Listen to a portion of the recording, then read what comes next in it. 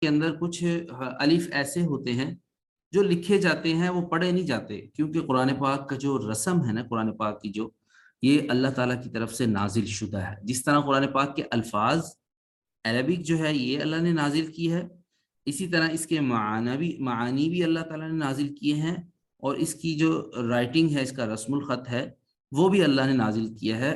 حدیث میں آتا ہے کہ آپ صلی اللہ علیہ وسلم صحابہ کرام کو املا کروایا کرتے تھے. یہ جو ہم ایک تعریف کرتے ہیں کہ جی امی کا مطلب ہوتا ہے کہ وہ شخص جس نے دنیا میں کسی سے سیکھا نہ ہو، دنیا میں اس کا کوئی استاد نہ ہو، لیکن اس کا استاد آخرت میں اوپر یعنی دنیا کے علاوہ ہو سکتا ہے، یعنی اللہ ہو سکتا ہے اس کا استاد، جس کو اللہ نے سکھا دیا ہو. یہ نہیں ہے کہ آپ وسلم بالکل ان پڑھ، یعنی جس کا مطلب یہ ہے کہ بالکل ان پڑھ ہو، یہ مطلب اس کا نہیں ہے. اس میں ہماری اصلاح کر لینی چاہیے. اس کا مطلب یہ ہوتا ہے تو آپ صلی اللہ علیہ وسلم املا کروایا کرتے تھے، صحابہ کرام کو لکھوایا کرتے تھے.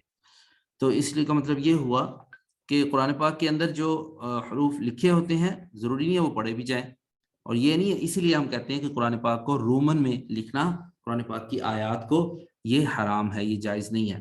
اس لیے آپ جب بھی مثلا کوئی آیت لکھنا ہو تو اس کو عربک میں لکھنا چاہیے، رومن میں. آیت نہیں لکھنی چاہیے، بس سبحان اللہ یا الحمدللہ یا ماشاء اللہ، یہ تو انگلش میں لکھے جا سکتے ہیں، کیونکہ یہ ہم جب بول رہے ہوتے ہیں ایز اے دعا کے طور پر بول لیتے ہیں، تو اس میں نہیں. جب اس کو ایک قرآن پاک کی آیت کے طور پر لکھیں گے تو پھر اس میں عربک میں وہ لکھنا ضروری ہوگا.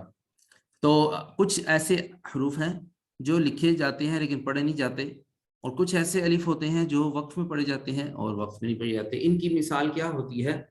ایسے الف کے اوپر نا چھوٹا سا گول دائرہ ہوتا ہے، اور اس کا مطلب یہ ہوتا ہے کہ اس کو بالکل نہیں پڑھنا. اب ذرا دیکھیں اس کی لائن ہم پڑھ لیتے ہیں. اسٹیٹمنٹ کیا لکھی ہے کہ قرآن مجید میں بعض الفاظ کے اوپر گول دائرہ ہوتا ہے، اسے الف زائدہ کہتے ہیں، اور ایسے گول دائرے والے الف سے پہلے زبر والے حرف کو ہرگز لمبا نہیں، یعنی الف کو نہیں پڑھا جائے گا.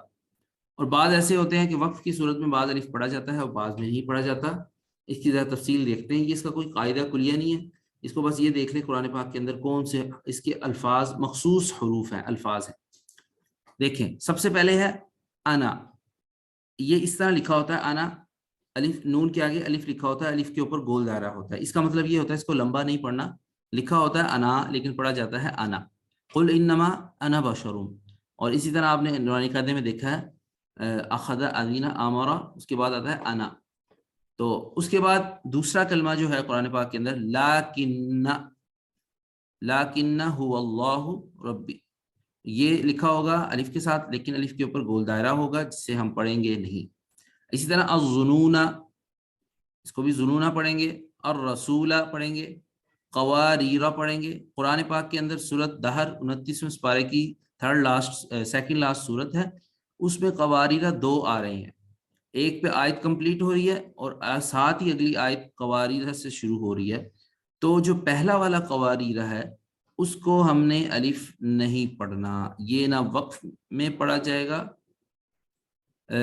یہ ایسے حروف ہیں، الف ہے، جو وقف میں پڑھے جائیں گے، اور جب ہم ان کو ملا کر پڑھیں گے تو نہیں سوری وقف میں پڑھا جائے گا، ملا کر نہیں پڑھا جائے گا. ٹھیک ہے، جب ہم یہاں پر وقف کریں گے تو قواریرہ، لیکن جب ہم ملا کر پڑھیں گے تو قواریرہ قواریرہ. اسی طرح لاکنہ، یہ جب ہم وقف کریں گے تو لاکنہ الظنون الرسولہ، لیکن ملا کر پڑھیں گے تو پھر ہم اس کو الف نہیں پڑھیں گے.